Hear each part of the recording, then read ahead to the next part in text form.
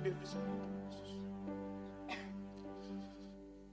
Kami dapat memuji dan menyembah-Mu Tuhan. Kami hadir di sini Tuhan Yesus untuk merasakan Engkau Tuhan Yesus, merasakan hadirat-Mu di sini Tuhan Yesus. Kami ingin memuji dan menyembah-Mu dengan sepenuh hati kami. Yes Tuhan. Kami serahkan Tuhan Yesus pujian kami, menyembah ibadah ini Tuhan Yesus ke dalam tangan kuasa-Mu Tuhan Yesus. Biarlah kami Tuhan Yesus dapat menerima Tuhan Yesus firman yang dari Engkau Tuhan Yesus, yang akan membimbing hidup kami Tuhan Yesus, yang akan memberikan pengertian lebih lagi kepada kami Tuhan Yesus. Terima kasih Tuhan Yesus. Terima kasih Tuhan Yesus. Kami sangat bersyukur Tuhan. Haleluya. Amin.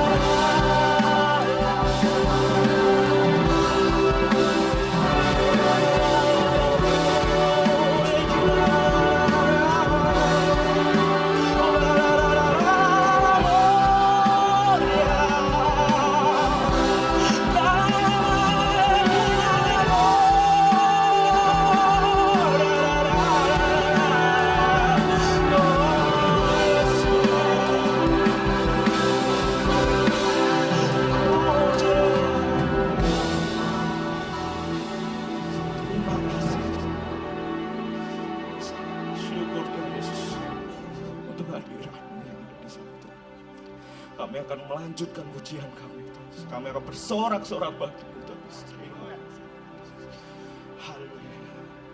Amin. Selamat pagi Bapak Ibu Saudara sekalian. Siap memuji Tuhan? Saudara sekalian percaya kalau Tuhan Yesus itu ajaib?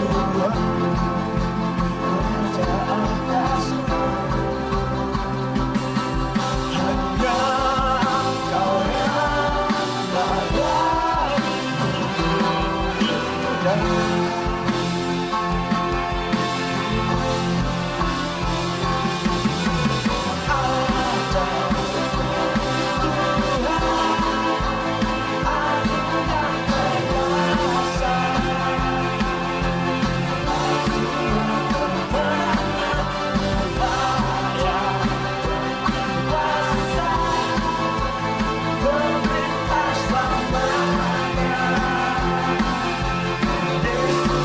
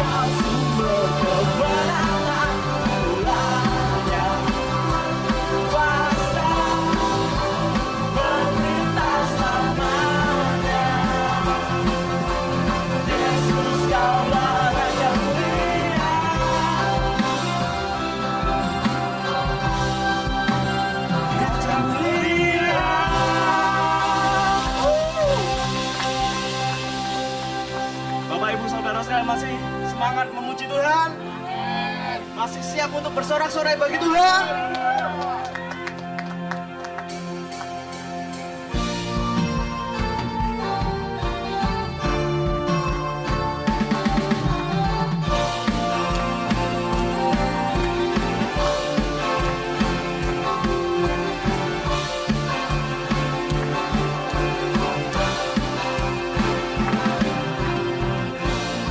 Karang yang teguh, kota benteng yang merisaiku, yang menang kalahkan maut, dan damai yang lebih dari hidup.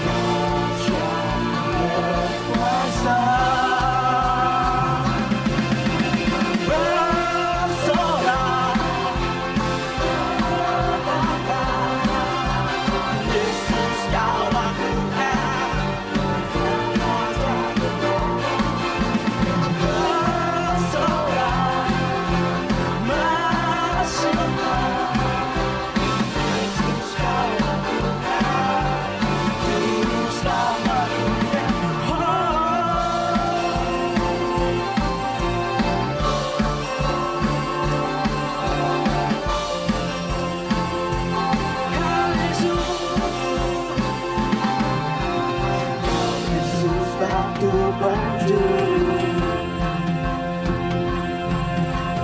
dari pulang kesenanganku, dan menanggalkan laut, pengangat yang terhidang hidup.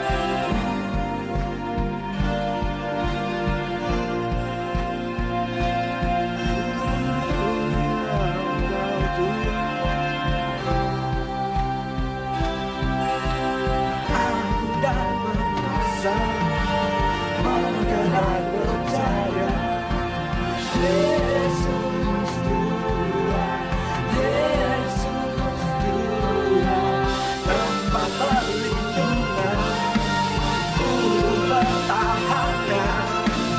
Yesus Tuhan, Yesus Tuhan, agung dan perkasa, megah dan berjaya.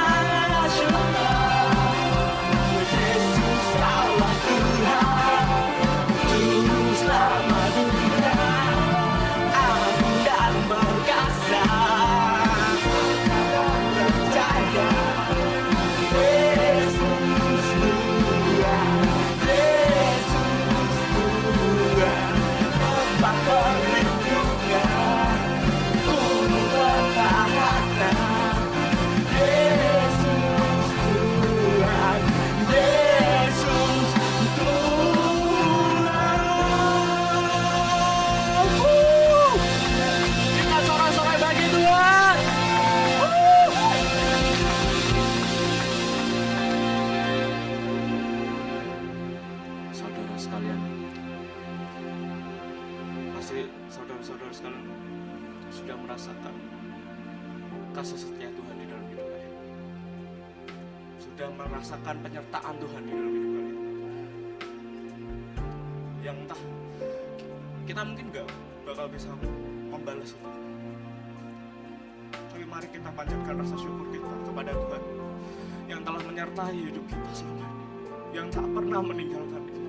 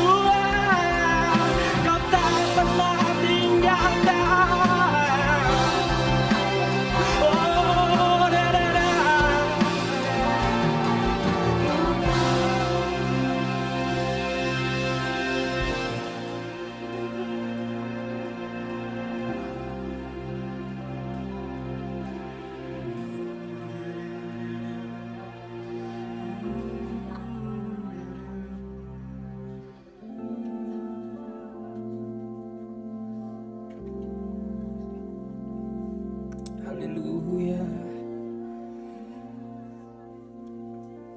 Besar anugerah-Mu dalam hidup kami, Tuhan.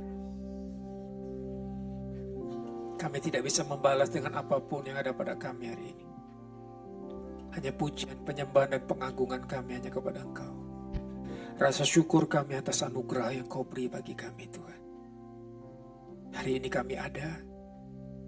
Kami boleh bersama-sama menyembah, memuji Engkau. Kami tahu itu pun semua karena kasih setia-Mu dalam hidup kami. Haleluya. Bukakan hati dan pikiran kami, kesadaran kami, Tuhan,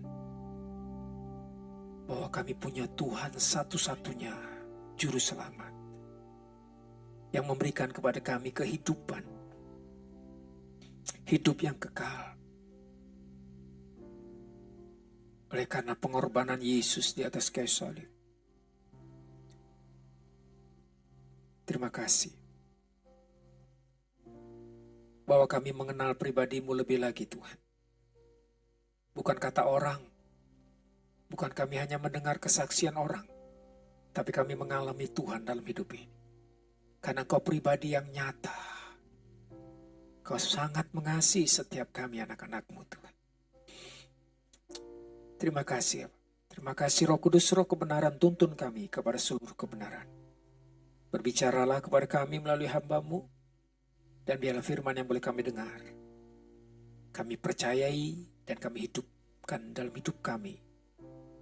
Terima kasih.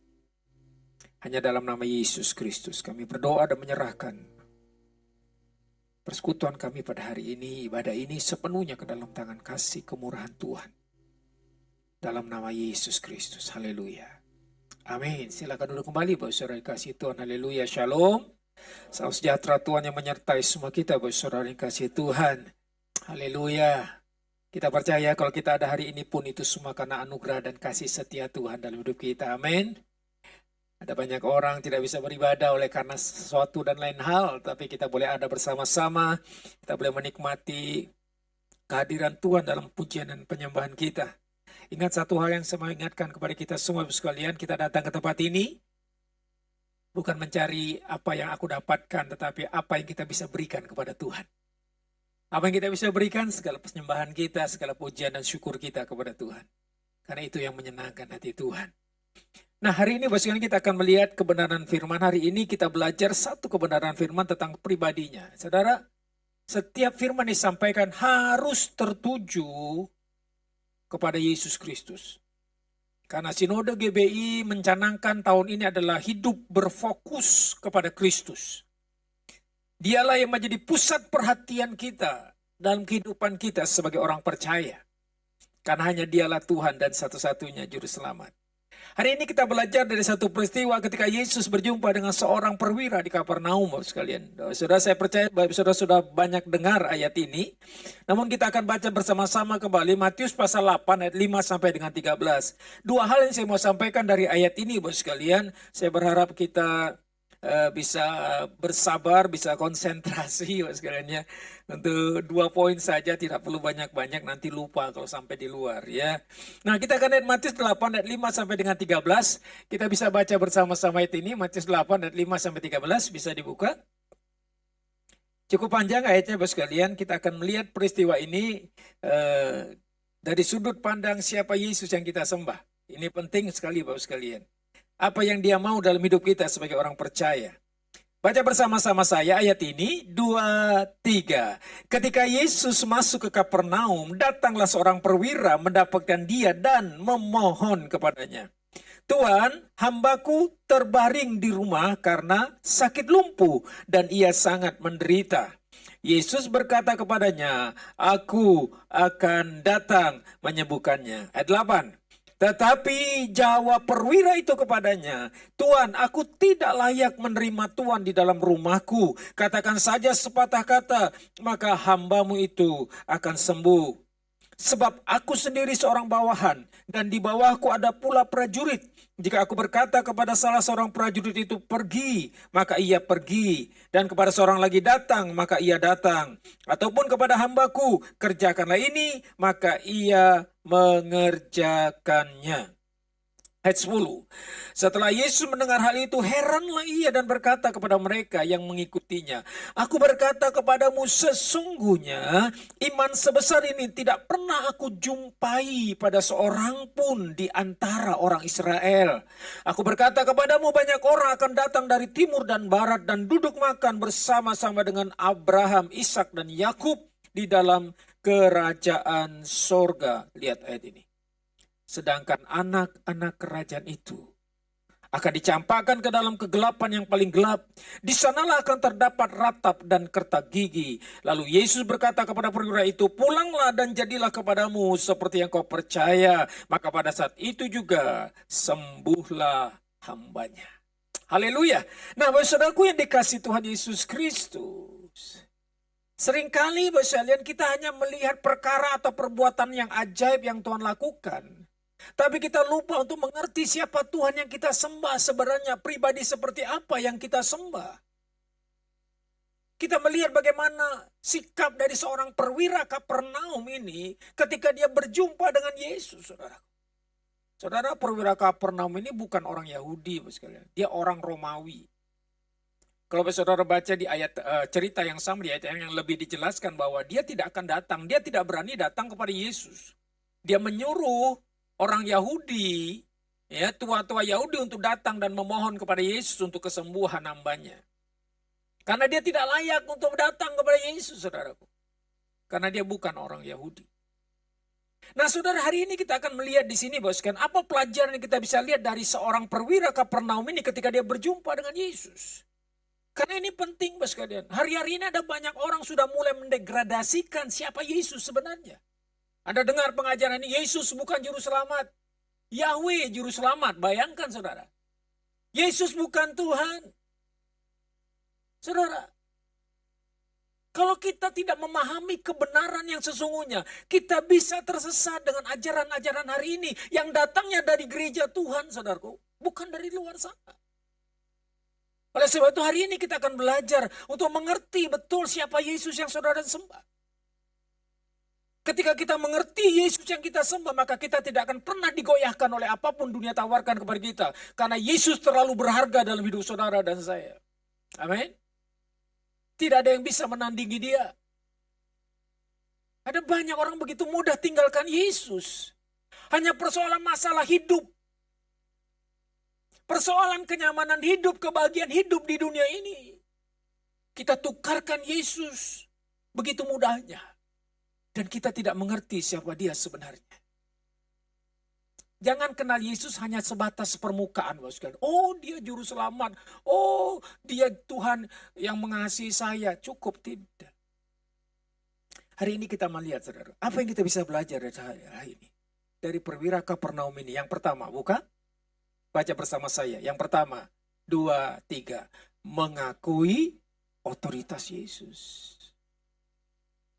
Orang mulai merendahkan Yesus. Yesus itu anak Maria, Yusuf, anak tukang kayu. Sama-sama kita.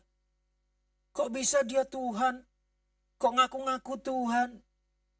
Saudara yang dikasihi Tuhan. Kita harus mengakui, perwira Kapernaum ini mengakui otoritas Yesus, saudaraku. Yesus bukan hanya sekedar nabi. Dia mendengar cerita Yesus begitu luar biasa. Saya percaya saudara dia dengar karena dia seorang perwira. Ya, dia akan membawa ada sekitar 100 prajurit. Yang apa? Yang memantau, yang mengawasi semua gerak-gerak orang Yahudi pada waktu itu. Dan dia melihat bagaimana Yesus memberitakan tentang kerajaan kasih. Dan dia melihat bagaimana Yesus tidak menghasut orang-orang Yahudi untuk memberontak kepada Romawi. Tidak.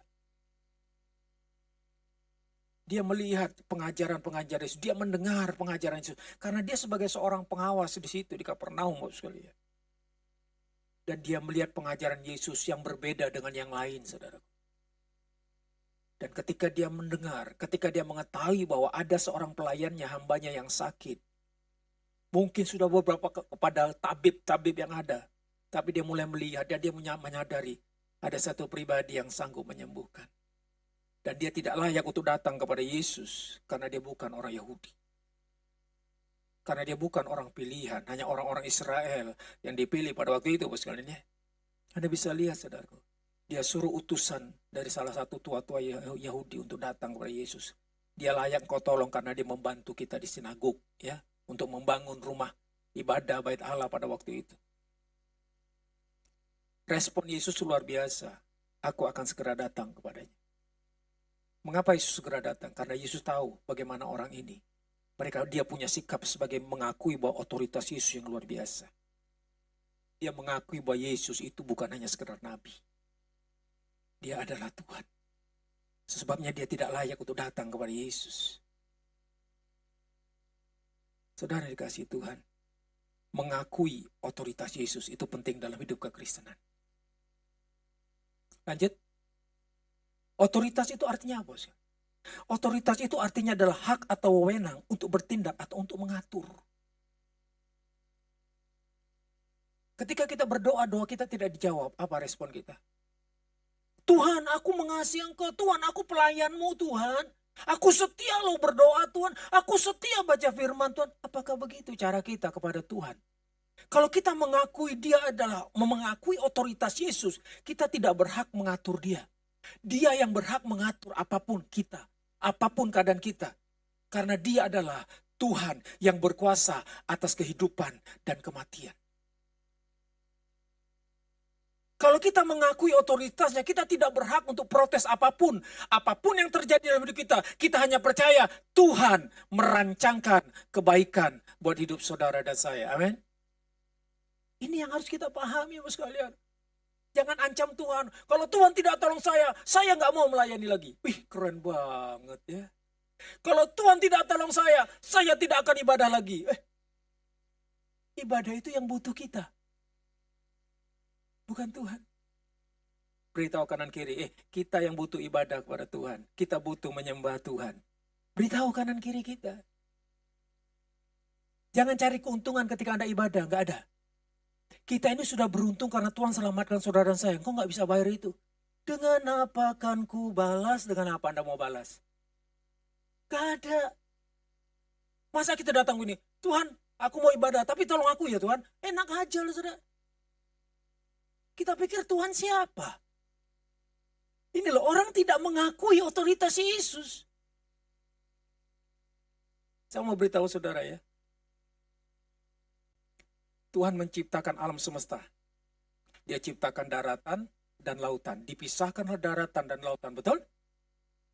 Kemudian Tuhan bilang begini, di laut Dia ciptakan ikan-ikan di laut. Ya, binatang-binatang laut. Dia ciptakan itu setelah terpisah antara daratan dan lautan. Kemudian kepada darat dia bilang, bertumbuhlah tunas-tunas di situ. Pohon-pohon di situ. Artinya Tuhan tempatkan ikan-ikan binatang laut di habitatnya, yaitu air. Betul? Kalau coba ikan keluar dari air bagaimana? Mati ya. Itu habitatnya. Tanaman, pohon-pohon bertumbuh, berbuah. Kalau dia lepas dari tanah, kalau dia tidak ditanam, di tanah itu apa yang terjadi? Mati. Tanahnya tetap tanah, airnya tetap air. Tapi ketika ikan keluar dari air, mati.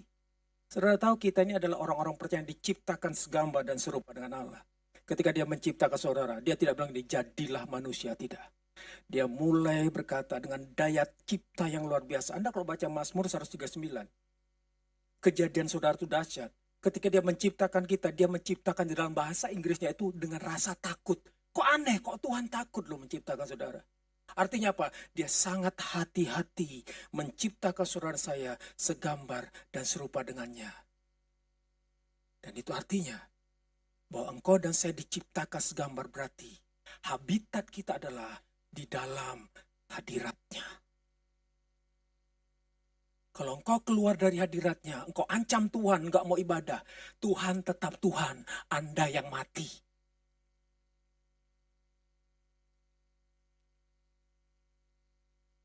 Dia tetap Tuhan.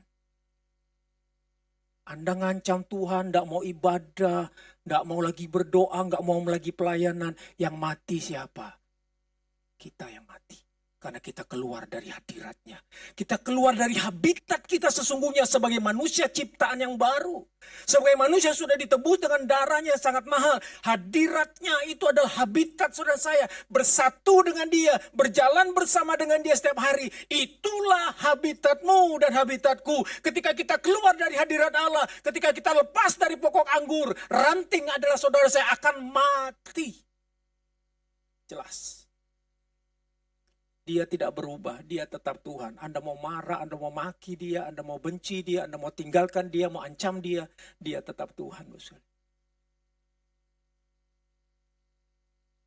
Yang rugi siapa? Yang rugi siapa?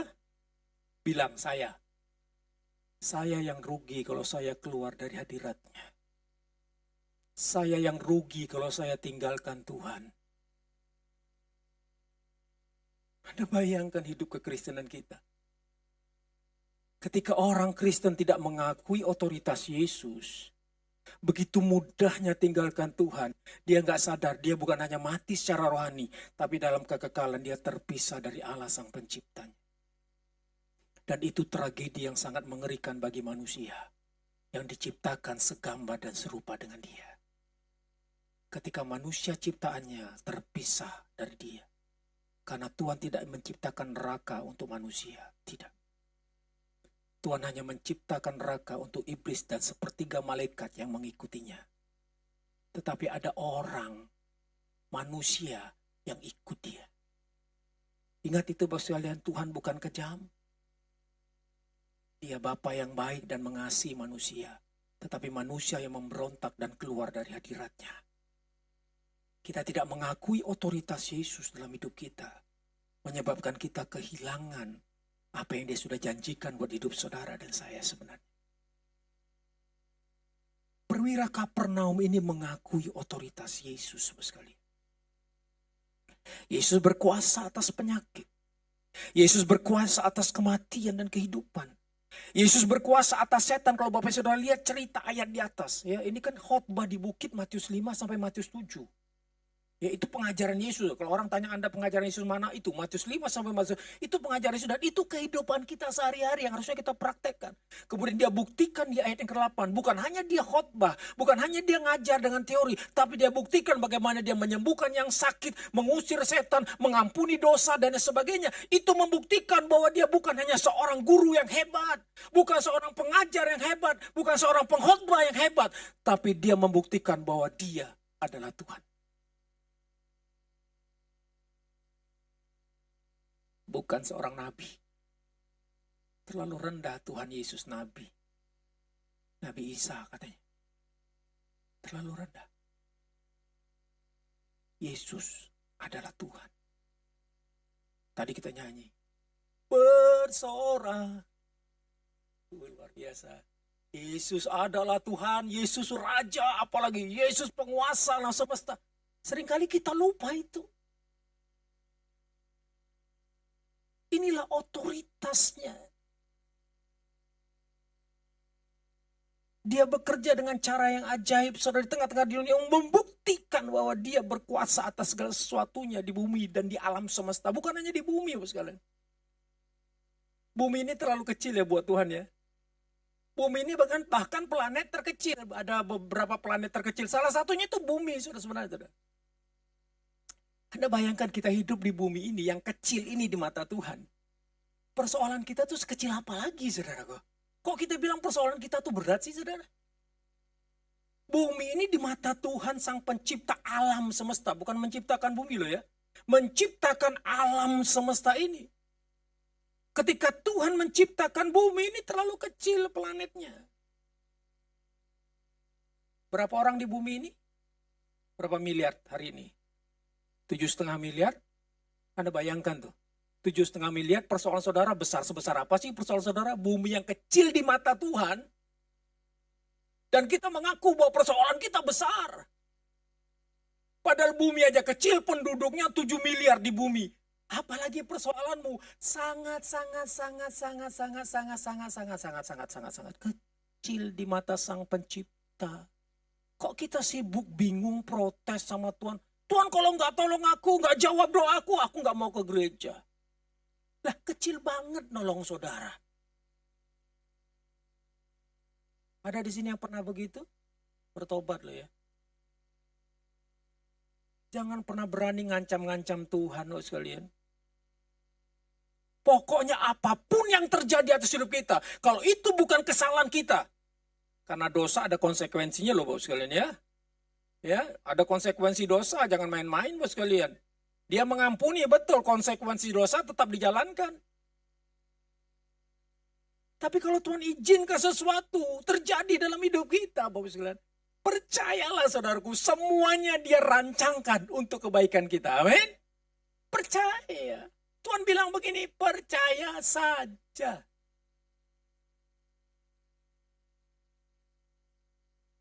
Kan dia yang mengatur segala sesuatunya, baca tuh. Kalau kita mengakui otoritas Yesus berarti apa? Dia berhak, dia berwenang, dia berkuasa untuk bertindak dan untuk mengatur apapun.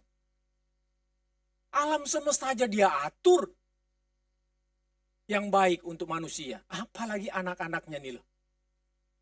Percaya nggak saudara-saudara adalah anak-anaknya? Bahkan dikatakan biji matanya. Oh, luar biasa.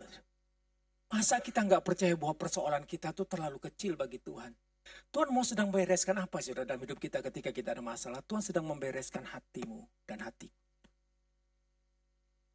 Masalah yang sesungguhnya itu ada di dalam hatimu dan di dalam hatiku. Itu persoalannya. Bagi Tuhan untuk menolong kita menyelesaikan masalah itu sangat mudah. Seperti membalikkan telapak tangan. Yang dia mau bereskan adalah masalah hatimu dan hatiku. Hanya itu.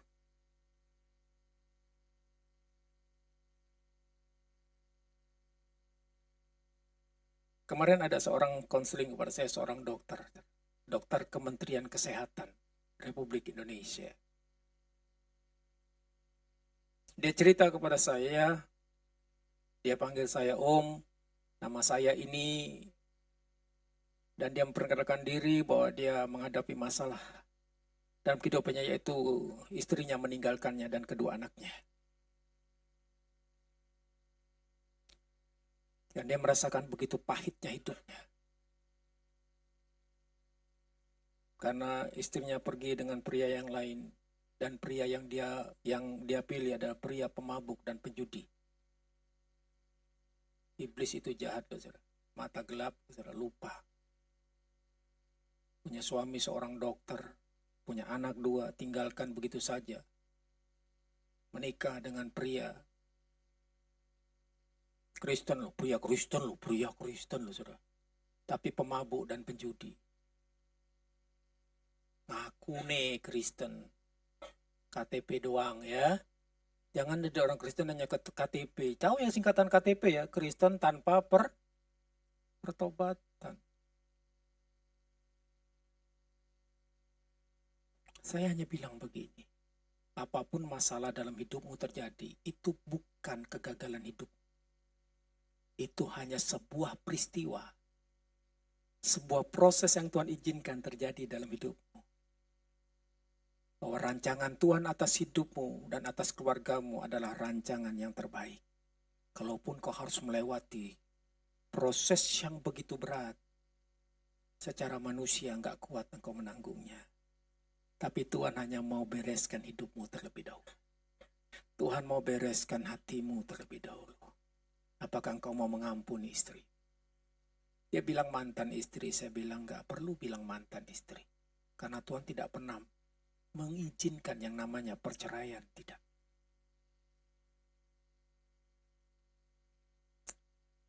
Saudara dikasih Tuhan. Tuhan hanya mau bereskan hidupmu terlebih dahulu. Kau mau punya hati mengampuni? Karena itu perintah Allah, bukan perintah saya. Ya, mungkin orang bilang, loh Pak Pendeta enak aja ngomong. Kan Bapak tidak pernah mengalaminya. Bukan persoalan mengalami atau tidak. Persoalan kita mau taat atau tidak. Apa perintah Tuhan? Ampuni, doakan orang yang memfitnahmu, doakan orang yang menyakitimu, berkati mereka, kan itu. Yang berbuat jahat kepadamu, apapun Tuhan bilang lakukan, ini bagianmu. Masalahmu, hatimu harus beres. Iya Om. Kemudian saudaraku, dia bilang begini. Istrinya kemudian telepon kepadanya, ngajak balik, saudara. Bayangkan, saudara. Dia tidak mau seketika setuju, tapi dia bilang sama anaknya, mamamu ngajak papa kembali. Kedua anaknya nangis di hadapan. Nah saya bilang, itu mujizat. Itu mujizat buat hidup. Kalau engkau sudah menikah, ingat, bukan egomu yang kau dahulukan, tapi kepentingan keluargamu yang lebih dulu daripada dirimu. Karena kalau orang sudah menikah, nggak ada lagi, egonya harus dibuang. Karena ada kepentingan yang lebih besar, itu ada kepentingan keluarga yang Tuhan izinkan kita ada dalam satu keluarga, satu daging bersama-sama. Biarkan Tuhan yang bekerja atas hidupmu. Bagi Tuhan terlalu mudah untuk memulihkan keluargamu yang hancur berantakan sekalipun. Persoalannya mau nggak taat. Izinkan dia berdaulat atas hidupmu. Yesus adalah Tuhan, itu berarti berdaulat atas hidup kita. Atas segala sesuatu yang terjadi, apapun itu, percayalah bahwa dia Tuhan yang berdaulat. Dan dia punya rancangan yang terbaik atas hidup setiap anak-anaknya. Dia Tuhan. Dia berdaulat atas hidup saudara saya. Oleh sebab itu percaya saja. Izinkan Roh Kudus bekerja lebih lagi untuk hidupmu dan hidupku diperbaharui terlebih dahulu. Supaya tidak menyimpan kepahitan, menyimpan kebencian, menyimpan kesombongan. Ya kan? Merasa diri lebih benar dan lain sebagainya. Nggak ada orang konflik, salah satunya salah, salah satunya benar. Nggak ada, dua-duanya pasti salah. Konflik terjadi itu bukan karena salah seseorang, bukan. Keduanya harus koreksi diri, itu jelas, nggak bisa enggak. Koreksi diri kita, apa sih yang Tuhan mau ajarkan kita begitu? Pelajaran apa yang kita bisa dapatkan dari peristiwa yang menyakitkan ini? Karena ingat, itu bukan akhir hidupmu, itu hanya sebuah peristiwa yang terjadi dalam hidup kita. Apapun kegagalan kita, ya harus ingat itu. Failure is an event, hanya sebuah event, not a person. Bukan hidupmu yang sesungguhnya. Hidupmu yang sesungguhnya dirancangkan indah oleh Tuhan. Ya kan? Jangan merasa dirimu gagal. Aku memang orang yang begini. Anda mulai menghakimi dirimu sendiri. Ingat, Tuhan berdaulat atas segala sesuatunya. Akui otoritas Tuhan dalam hidupmu. Maka Tuhan yang akan mengangkat engkau tinggi di tengah-tengah keterpurukan sekalipun. Karena tidak ada yang mustahil bagi Tuhan. Dan tidak ada yang tidak mungkin bagi orang yang percaya kepadanya. Terpuruk apapun hidupmu, bagi Tuhan sangat mudah untuk memulihkan. Ini penting. Akui otoritasnya dulu. Jangan marah sama Tuhan, jangan protes sama Tuhan, bahkan mengancam Tuhan. Tenang aja. Segala sesuatunya Dia sedang rancangkan untuk memproses hidup kita. Dan semuanya akan menjadi baik sesuai dengan kehendak-Nya. Dan tidak ada satupun yang bisa menggagalkan itu. Karena masa depanmu dan masa depanku penuh pengharapan di dalam Yesus. Kau harus melewati mungkin kegagalan. Itu bukan hidupmu, itu hanya sebuah peristiwa dalam hidup. Daud pernah gagal. Iya kan?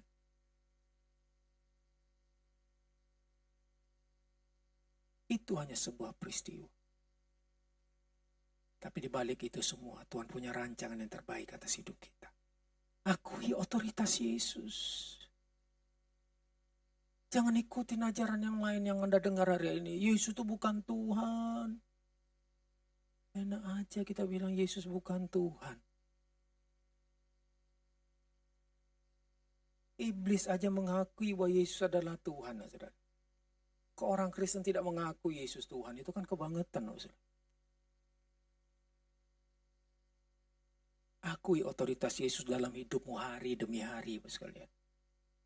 Saudara akan lihat bagaimana Tuhan bekerja menyatakan pribadinya yang berkuasa, berdaulat atas segala sesuatu yang terjadi dalam hidup saudara dan saya, atas hidupmu dan masa depanmu dan masa depanku. Dia tidak pernah merancangkan yang buruk dalam hidup saudara dan saya, tidak.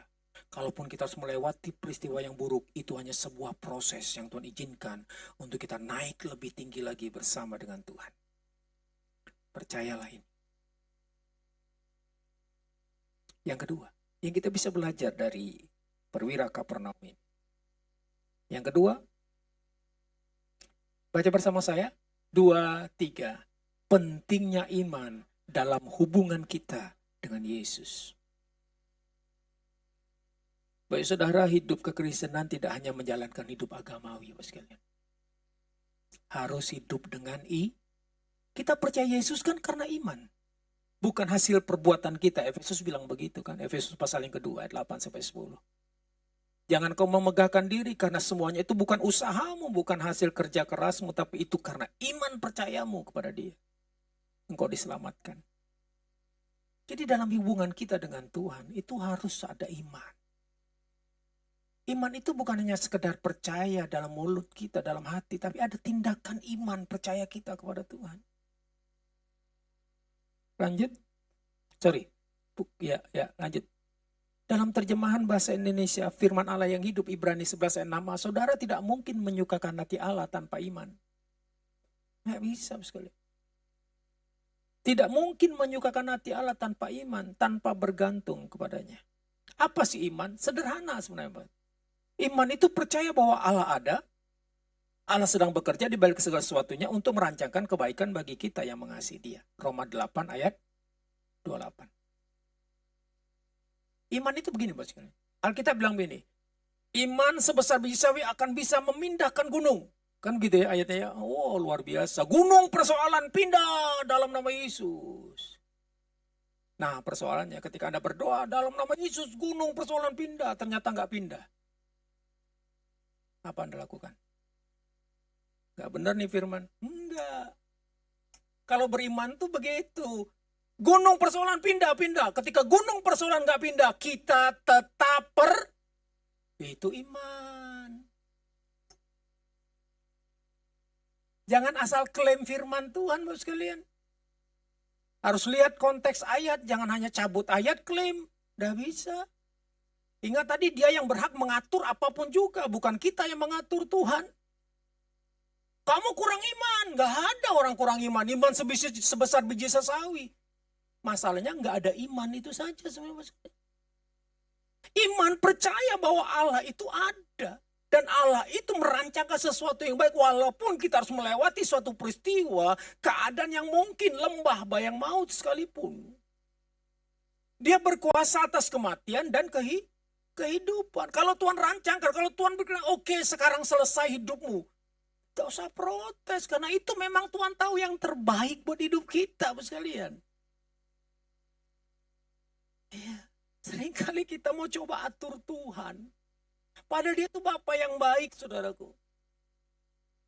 Sangat menyedihkan ketika orang protes sama Tuhan dan marah sama Tuhan. Ketika orang yang dikasih dipanggil pulang. Lah, yang punya mereka siapa? Tuhan yang tebus mereka dengan harga yang sangat mahal. Kalau kita maksa itu punya kita. Kan enggak, sekalian. Dia yang memiliki, kita anak-anaknya. Dia mau bawa anak-anaknya pulang kembali bersama dengan dia, enggak masalah kan seterusnya. Tapi kita seringkali bersedih terlalu lama. Kita lupa bahwa hidup kita ini masing-masing adalah milik Tuhan. Bukan milik kita, saudaraku. Orang yang kita kasih, Tuhan lebih mengasihi dia daripada kita mengasihi mereka. Jadi, mari kita belajar mengerti siapa Tuhan yang kita sembah. Dia itu punya otoritas yang berkuasa atas segala sesuatunya. Anda bisa bayangkan seorang perwira Kapernaum berkata, aku nggak layak ini. Ketika Tuhan mau mendekat di rumahnya, dia langsung datang menyongsong Tuhan. Tuhan, engkau tidak usah ke rumahku, najis rumahku. Karena kafir, bos sekalian, karena dia bukan orang percaya. Katakan sepatah kata. Karena aku punya bawahan, punya prajurit, kalau aku perintahkan ini, dia akan lakukan ini. Aku punya pembantu, orang-orang bawahanku, hamba-hamba. Aku bilang ini, dia akan lakukan ini. Dan dia sangat percaya kepada Tuhan, bahwa Tuhan bisa melakukan apapun juga. Atas perintahnya, semuanya jadi. Luar biasa tuh iman. Sampai Yesus kaget dan berkata gini, wow, iman seperti ini tidak aku dapatkan atas orang Kristen, katanya. Luar biasa ya. Gak ada iman seperti ini dalam hidup orang Kristen. Orang Yahudi ya. Orang Israel kata Tuhan. Wow, ini iman luar biasa. Dia begitu yakin dan percaya bahwa Yesus itu benar-benar Tuhan yang berkuasa atas segala sesuatunya. Sehingga dia bilang satu patah kata saja cukup untuk menyembuhkan hambaku. Tidak perlu dijamah, tidak perlu didoakan, tidak perlu tumpang tangan, tumpang kaki, tidak perlu. Anda lihat, ini yang Tuhan senang. Iman yang bisa menyukakan hati Tuhan. Tadi saya sudah bilang maksudnya, iman bisa memindahkan gunung dan tercampak ke laut. Tapi iman yang sama percaya walaupun gunung tidak pindah, dia tetap percaya bahwa Tuhan baik adanya. Itu iman. Gak bilang, mana buktinya? Wah, firman Tuhan gak masuk, firman Tuhan gak bener nih. Enggak. Dia percaya apapun yang terjadi, Tuhan berhak mengaturnya dan semuanya untuk kebaikan kita, anak-anaknya. Belajar percaya begitu, sekalian. Ya. Percaya seperti ini yang penting, saudaraku. Perwira ini tentu menyadari bahwa dia berada di hadapan seorang yang jauh lebih dari seorang nabi. Dia telah mendengar tentang kuasa, otoritas dari Yesus Kristus. Dan kemudian dia meminta bantuan Yesus. Ini membuktikan dia percaya betul Tuhan sanggup sembuhkan hambanya yang sakit.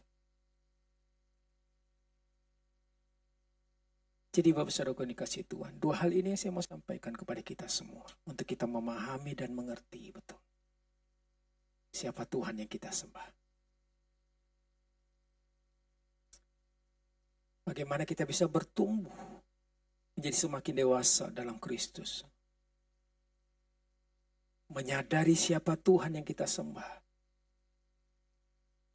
Kalau engkau tidak membangun persekutuanmu dengan Tuhan setiap hari. Bangun kedekatan kita kepada Tuhan. Hidup berfokus kepada Kristus itu berarti kita melekat kepada pokok anggur. Karena kita adalah ranting-rantingnya yang harus melekat fokus kepada Kristus dan tidak bisa terpisah dari Kristus. Di sisi lain, di ayat yang lain kita adalah domba. Domba tidak bisa jauh dari gembala. Dialah gembala agung kita. Jangan pernah jauh dan tinggalkan Tuhan oleh karena masalah persoalan hidup yang kau hadapi.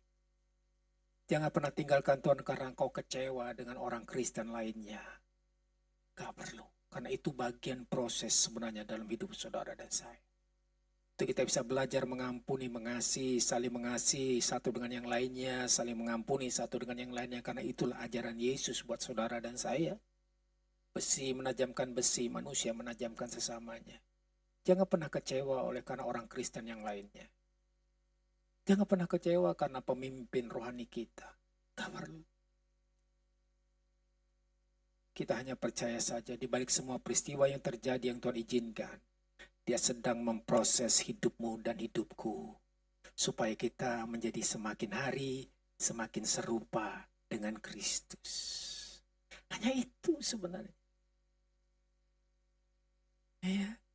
Masalah terjadi itu kan persoalan hati, saudara. Bukan persoalan yang lain. Hatimu mau mengampuni enggak? Atau hatimu mau menyelesaikannya segera atau tidak?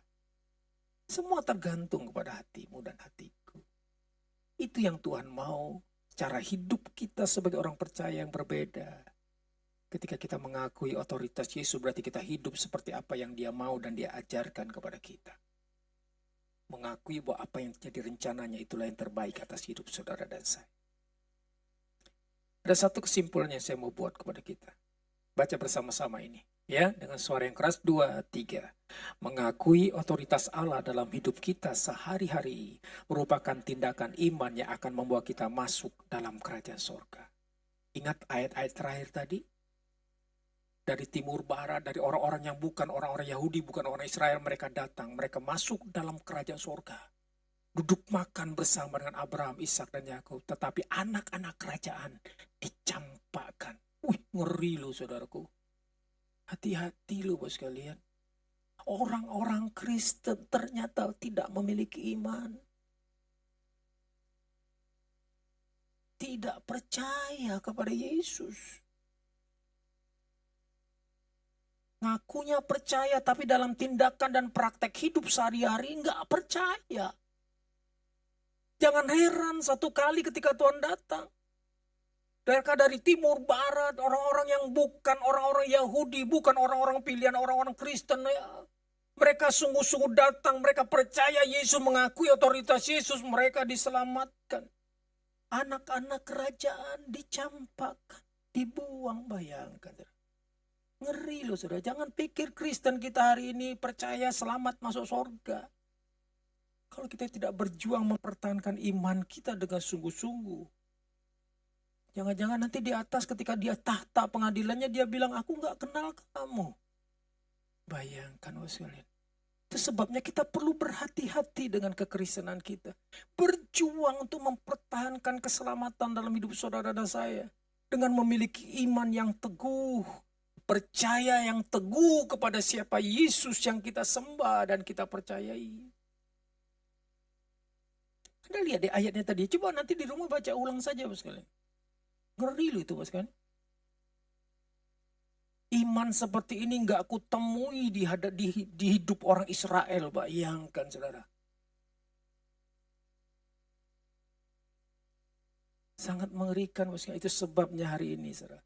Bawa diri kita untuk semakin kenal siapa Tuhan yang kita sembah. Supaya kita tidak akan digoyahkan dengan apapun yang terjadi, apapun tawaran godaan dunia ini yang menyesatkan. Kita hanya percaya, satu kali Yesus tetap Yesus selama-lamanya. Tidak ada yang lain. Apapun godaannya, apapun tantangannya, Yesus segala-galanya bagi hidup saudara dan saya. Amin.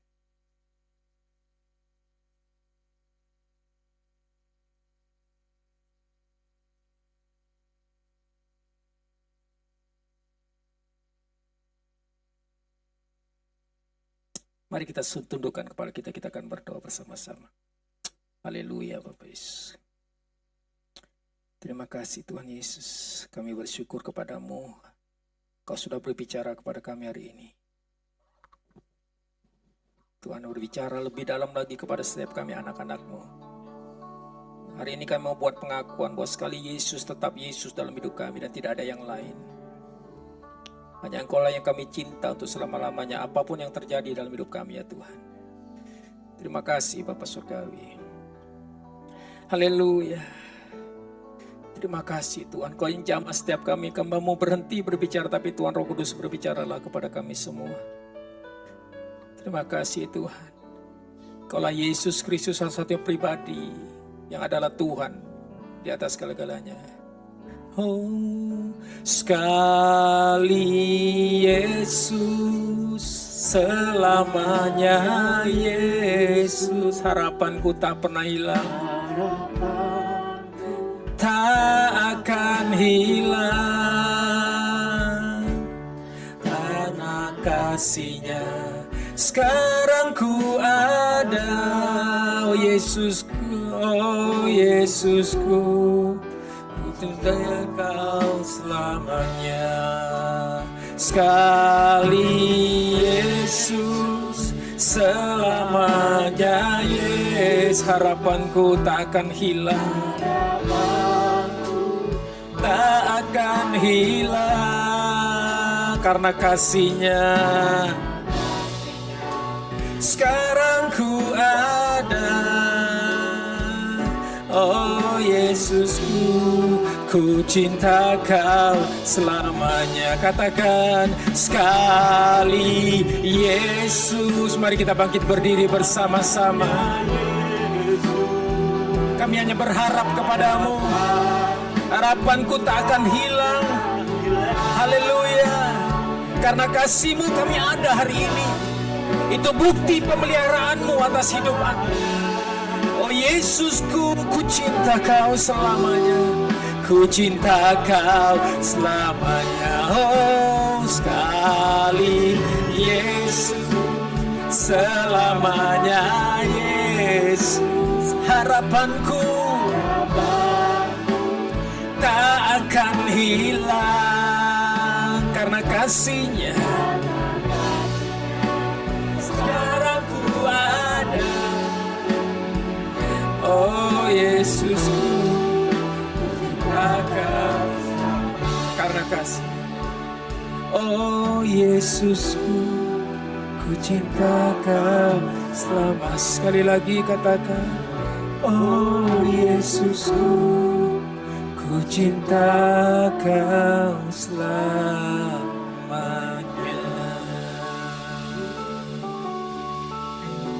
Naikkan sembah kita kepada Dia.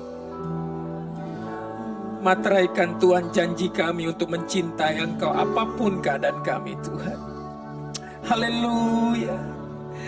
Oh Yesus, bersyukur. Kuatkan dan teguhkan hati kami untuk tetap percaya kepadamu Tuhan. Haleluya. Oh Yesusku, Engkaulah Tuhan, Engkau yang berdaulat atas segala apapun dalam hidup kami. Ajar kami percaya, bangkitkan iman kami Tuhan. Hanya Engkaulah satu-satunya. Oh Yesusku, Yesus. Liara sande. Hiara bapa kaya ralabo. Haleluya. Hiara la, hiara ralabo, hiara la.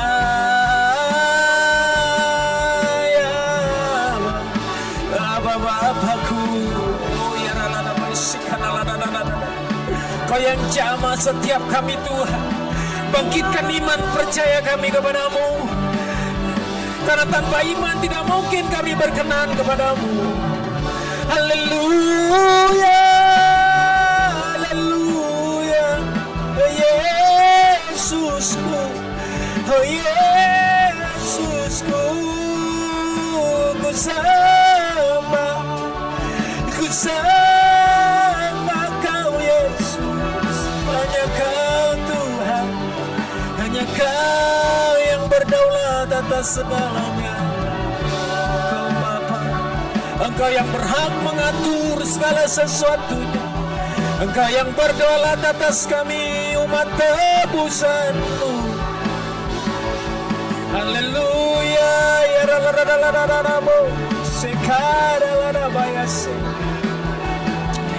Yesusku. Oh Tuhan, jamah kami, kuatkan dan teguhkan hati kami. Haleluya. Hirarabakayasko ladabo sedera karala. Jesus. Larabas urabakasandadalabo jamaya.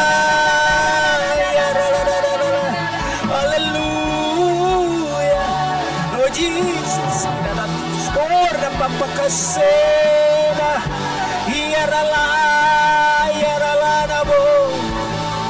Idara pakaya serala namanya sandarala bayasku.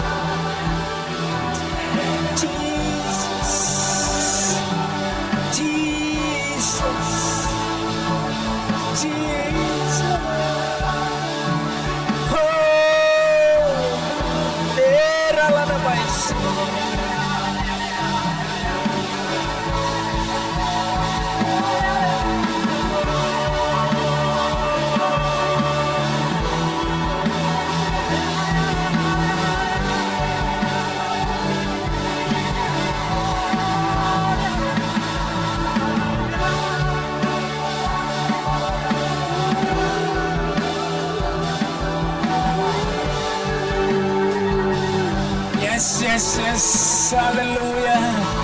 Nyatakanlah pribadi-Mu atas setiap kami Tuhan. Buat kami mengenal-Mu bukan kata orang. Kami mengenal-Mu secara pribadi. Oh, jamah kami, lawat kami Tuhan. Oh, bawa kami dalam hadirat-Mu. Di sana ada kebebasan, di sana ada kelegaan, di sana ada kekuatan di dalam hadirat-Mu, Tuhan.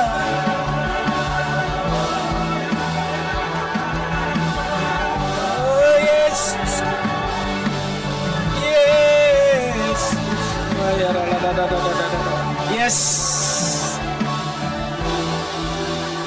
Oh, rapakas kota. Oh, Roh Kudus berhembus. Roh Kudus, Bapa, kami bersyukur Tuhan. Apapun pergumulanmu, apapun masalahmu, apapun pergumulanmu, tidak ada yang tidak mungkin bagi Tuhan. Tidak ada yang tidak mungkin. Kalau hari ini engkau hidupmu gagal sekalipun, itu hanya sebuah peristiwa. Engkau Tuhan akan bangkitkan hidupmu. Percaya saja, percaya bahwa Dia punya rancangan yang terbaik buat hidupmu. Haleluya. Bangkitkan iman kami Tuhan. Iman percaya kepadamu. Meskipun kami belum melihat, tapi kami percaya. Haleluya. Oh, kami bersyukur Tuhan. Kami punya Tuhan yang dahsyat. Kami punya Tuhan yang berdaulat atas segalanya.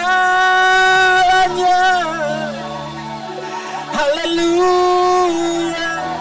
Terpujilah Engkau. Terpujilah nama-Mu, Yesus.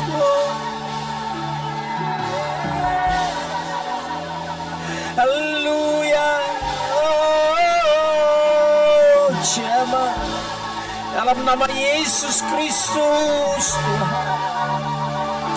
Berapa kaya sikir, bangkitkan roh kami Tuhan, untuk kami terus berlari sampai garis akhir. Untuk kami percaya bahwa Tuhan bekerja dengan cara yang ajaib. Semua untuk mendatangkan kebaikan. Kebaikan bagi kami, anak-anakmu yang kau kasih. Oh Yesus, datanglah kepadaku, kata Tuhan. Datang kepadanya, engkau yang letih berbeban berat. Oh, Dia beri kelegaan.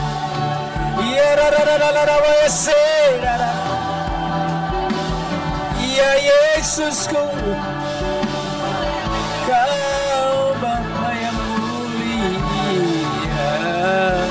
Tidak bakas rada takam yasika na pura. Ini kisika data takala na bayasa na bayasa. Pura pakatoko say darala na ma pune masakara na kayas ko. Jesus, Jesus. Oh, hena pakaskura na takasangkara na. Jika rada tokos kadia rala na bayasa. Hora papakaseke dia. Jesus.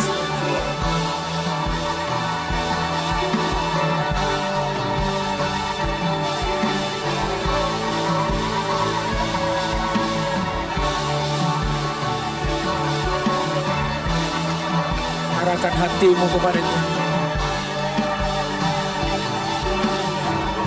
Dia berkuasa. Haleluya. Oh Yesus. Terima kasih Tuhan. Haleluya. Oh haleluya. Terpujilah namamu, Tuhan yang berkuasa. Ajaib rancanganmu, ajaib segala perbuatanmu atas kami umatmu. Oh haleluya, berikan syukur kita kepada Tuhan. Yang sakit engkau disembuhkan, yang berbeban berat engkau diberikan kelegaan, kekuatan untuk melewatinya, supaya kau keluar sebagai pemenang. Haleluya. Jangan batasi Tuhan dengan pikiran kita. Akui otoritasnya. Dia berkuasa untuk mengatur segala-galanya. Haleluya. Terpujilah nama Yesus. Berikan sorak-sorai bagi Allah kita. Haleluya. Haleluya. Jesus. Kami bersyukur Tuhan pada siang hari ini Bapak. Kami percaya Tuhan, apapun pergumulan, masalah, tantangan hidup kami tahu ada Tuhan bersama dengan kami. Kalau kami melewati apapun kegagalan, itu hanya sebuah peristiwa. Kami mau bangkit dan percaya bahwa Tuhan punya rancangan yang terindah atas hidup kami. Kami tidak mau berhenti dengan kegagalan apapun masalah yang kami hadapi, karena kami tahu sejak masa hidup kami percaya kepadamu, kami punya Tuhan yang sudah merancangkan yang terbaik atas hidup kami anak-anakmu. Terima kasih Bapa. Materaikan kebenaran dalam hidup kami, untuk kami terus mengakui otoritas Yesus dimanapun kami berada. Setiap hari kami mau belajar untuk mengakuinya, dan kami mau percaya penuh kepada Tuhan apapun keadaan kami. Dalam nama Yesus kami bersyukur. Kami berdoa, semuanya diberkati buat saya, katakan amin. Tuhan berkati kita semua.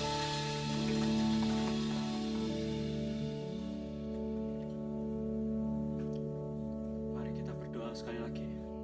Tuhan Yesus, terima kasih Tuhan untuk firman yang telah Engkau sampaikan, untuk pesan yang telah Engkau berikan kepada setiap kami Tuhan.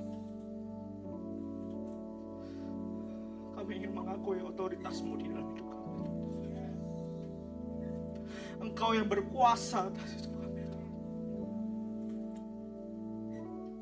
Kami ingin terus beriman kepada Engkau Tuhan. Kami tidak ingin meninggalkan iman kami kepada Engkau Tuhan. Kami tidak ingin goyah Tuhan. Kami ingin terus kuat Tuhan Yesus, beriman kepada Engkau Tuhan Yesus. Kami ingin terus melekat kepada Engkau Tuhan Yesus. Apapun masalah kami Tuhan Yesus, apapun kejadian di hidup kami Tuhan, kami tidak ingin menyalahkan Engkau. Kami tidak mau kecewa Tuhan, sehingga itu mempengaruhi iman kami kepada Engkau. Kami ingin terus percaya kepada Engkau. Engkaulah Allah kami. Engkaulah yang berdaulat di dalam hidup kami, Tuhan Yesus. Terima kasih, Tuhan Yesus. Otoritas-Mu, Tuhan Yesus, nyata atas hidup kami, Tuhan Yesus.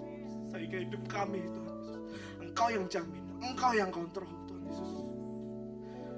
Ya Tuhan, terima kasih, Tuhan. Kami juga ingin berdoa, Tuhan Yesus, untuk hamba Bapak Sonang yang telah Engkau pakai, Tuhan Yesus, menjadi buah bibir-Mu, Tuhan, menyampaikan firman yang begitu indah, Tuhan Yesus. Terima kasih. Kami sungguh sangat terberkati, Tuhan Yesus. Kiranya Tuhan, Engkau berkati hamba-Mu ini, Engkau berkati beliau, Tuhan. Terima kasih, Tuhan. Kami sangat berterima kasih, Tuhan, untuk kehadiran Bapak Sonang, Tuhan, di tengah-tengah kami, Tuhan. Sungguh firman yang luar biasa, Tuhan Yesus, yang telah menggugah setiap hati kami, Tuhan Yesus. Berkati dia, Tuhan. Limpahkan berkat-Mu, Tuhan Yesus. Engkau berikan lagi hikmat, Tuhan Yesus, yang begitu besar bagi hamba-Mu ini, Tuhan Yesus. Berikan dia kesehatan, Tuhan Yesus, agar dia bisa selalu, Tuhan Yesus, selalu menyenangkan hati-Mu, Tuhan Yesus, melalui pelayanannya, Tuhan. Engkau berkati keluarganya, Tuhan. Engkau berkati pasangannya, Tuhan Yesus. Engkau berkati anak-anaknya, Tuhan. Engkau berkati masa depannya, Tuhan Yesus. Kami yakin, Tuhan Yesus, otoritas-Mu nyata atas hidup Bapak Sonang sekeluarga, Tuhan Yesus. Yes, Tuhan. Engkau akan menyatakan hidup. Engkau akan menyatakan kuasa-Mu, Tuhan Yesus, di dalam hidup Bapak Sonang, Tuhan Yesus. Terima kasih, Tuhan. Kami sangat berterima kasih, Tuhan Yesus, untuk apa yang telah Engkau sampaikan, untuk apa yang telah kami terima. Terpujilah nama-Mu, Tuhan. Terima kasih. Haleluya. Amin.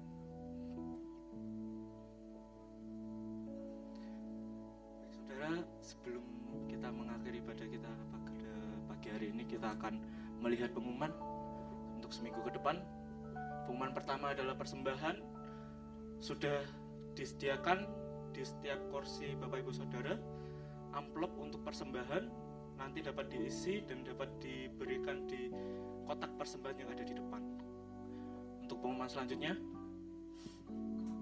persembahan juga dapat diberikan pada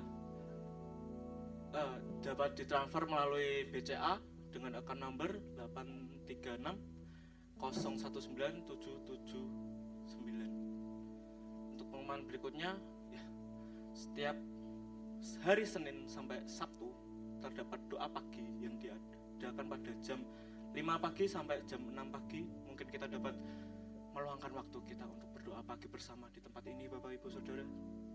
Kita dapat menyembah bersama, kita mengucapkan syukur untuk pagi yang telah diberikan oleh Tuhan. Untuk berikutnya, doa Esra yang diadakan setiap hari Selasa jam 7 di GBI Jomblang, dan juga dapat diakses melalui live streaming melalui channel YouTube GBI Jomblang. Kami menghimbau Bapak Ibu Saudara sekalian untuk dapat mengikuti doa Esra. Doa Esra itu sungguh sangat membuat hati saya lega. Bapak Saudara, saya sangat diberkati di doa Esra. Saya menghimbau untuk Bapak Ibu Saudara, menurut saya untuk menyembah cuma di rumah itu kurang. Mari kita sempatkan waktu kita untuk dapat menyembah bersama-sama di doa Esra. Kita tidak hanya bisa menyembah Tuhan bersama-sama, kita juga dapat mendengarkan firman yang disampaikan oleh hamba-hambanya. Kita dapat menambah kehausan kita akan terobati melalui doa Esra ini. Mungkin untuk pengumuman selanjutnya, dari Youth King Generation, hari besok Sabtu tanggal 16 September 2023 jam 5:30. Sekarang 5:30, saudara-saudara sekalian, Bapak Ibu Saudara sekalian, kami menghimbau untuk Bapak Ibu Saudara sekalian, untuk bapak-bapak, ibu-ibu yang memiliki anak yang sudah beranjak dewasa, mari kita datang ke youth. Kita luangkan waktu kita cuma seminggu sekali di hari Sabtu sekarang jamnya maju setengah jam, saya himbau untuk semuanya datang, ayo kita on time. Kita ini sekarang sudah punya waktu yang lebih banyak. Dulu cuma 1 jam, kita waktu kurang dulu, sering bentrok sama latihan. Kalau sekarang udah 1,5 jam teman-teman, waktunya lebih panjang. Kita bisa ngobrol tentang Yesus lebih banyak lagi. Saya himbau untuk teman-teman sekalian, anak-anak youth, mari datang semuanya. Tema yang akan diberikan besok adalah Home, yang akan dibawakan oleh Kak Leona. Oke, untuk pengumuman berikutnya,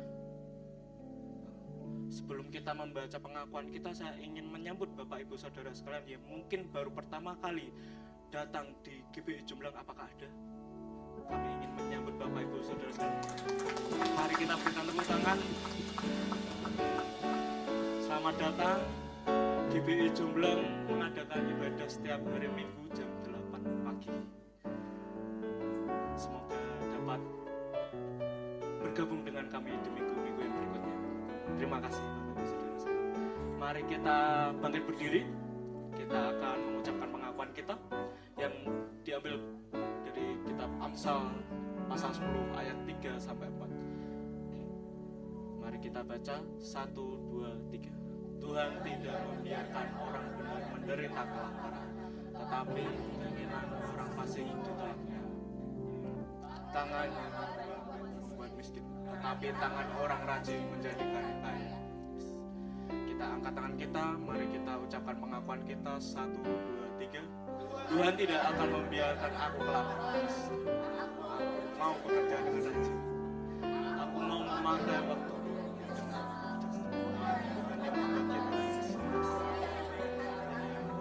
Amin.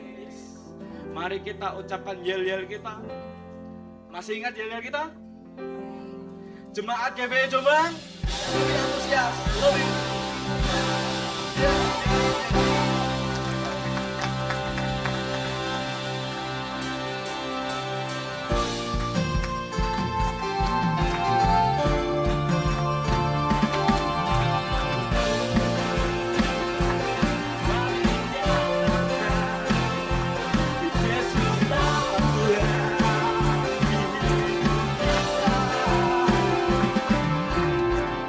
Batu karang yang teguh,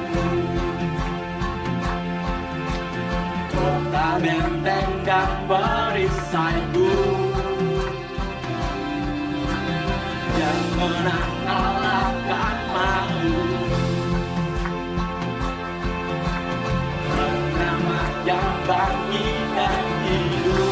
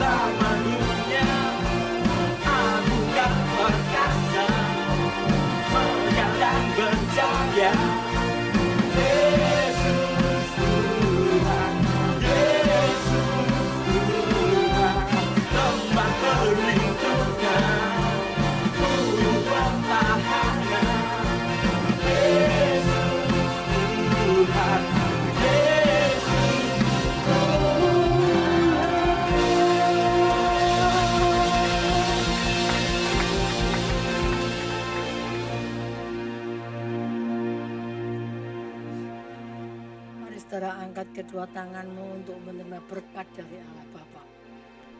Tuhan menyertai engkau. Tuhan memberkati engkau. Tuhan menyinari engkau dengan wajahnya dan memberi engkau kasih karunia dan rahmat. Tuhan menghadapkan wajahnya kepadamu dan memberi engkau damai, sejahtera dan sukacita ilahi.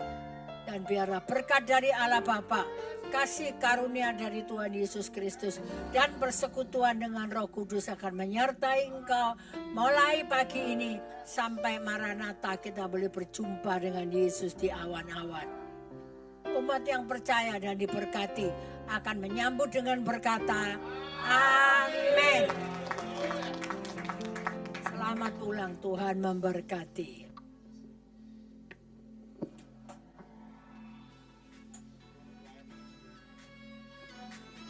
Seluruh tim pelayan pujian, mari saya undang ke depan. Kita akan berdoa bersama dengan Bapak Sanang. Ya.